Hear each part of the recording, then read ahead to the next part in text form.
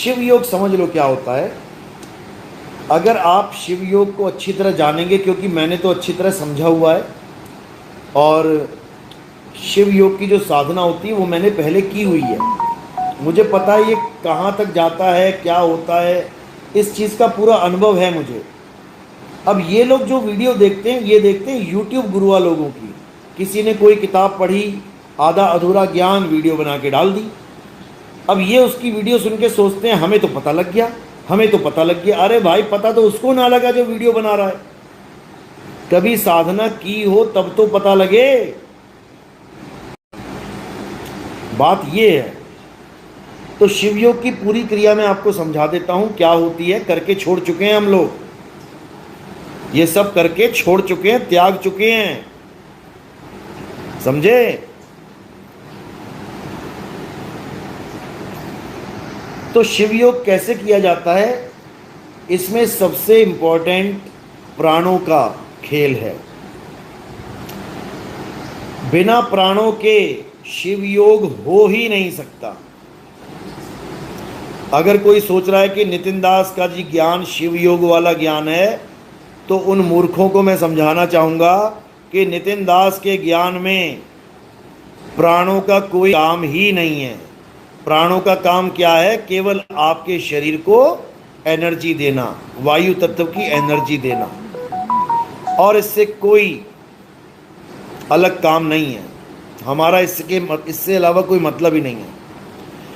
तो शिव योग कैसे होता है? श्वास अंदर लेते हैं सो, बाहर छोड़ते हैं हंग, सो हंग, सो हंग, ये चलता है।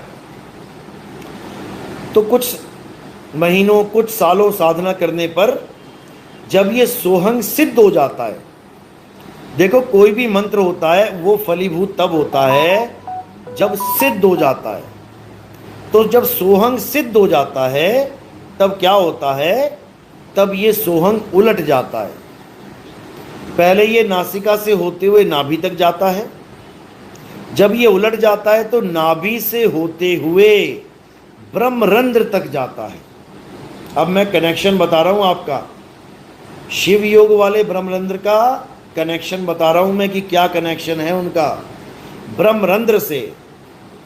उनको 11वीं खिड़की का ज्ञान नहीं है, उनको ब्रह्मरंध्र दसम द्वार तक का ही ज्ञान है। इसको अच्छी तरह घोट के पी जाओ, क्योंकि अगर 11वीं खिड़की का ज्ञान होता तो श्वासों की चाल अर्थात मछली की चाल में अटकने की जरूरत ही ना होती।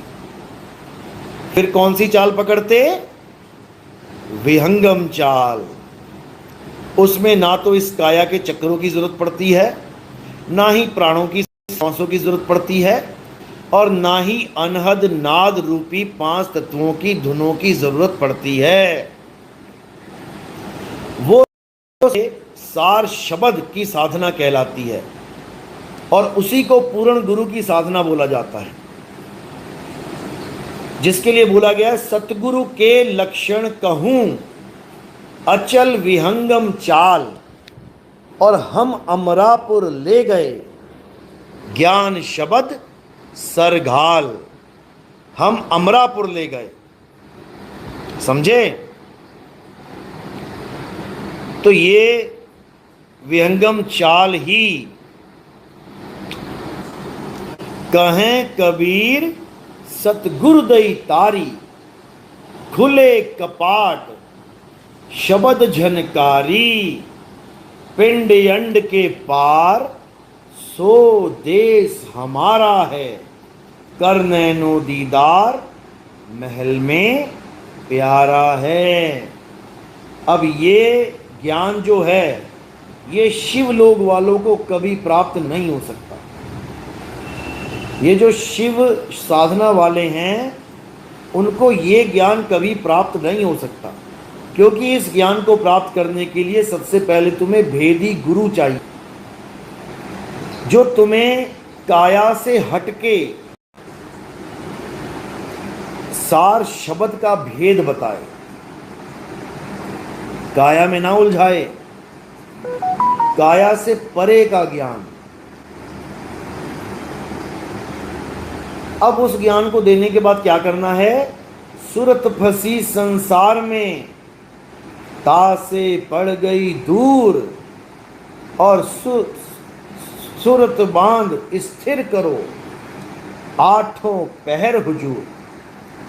यशवंत जी, सूरत प्रोग्राम का एड्रेस आप व्हाट्सएप करें 9256111007। तो सूरत बांध स्थिर करो। अब कहां स्थिर करो? सार शब्द में स्थिर करो। सार शब्द में स्थिर करके क्या होगा? ये सूरत शब्द में समाएगी।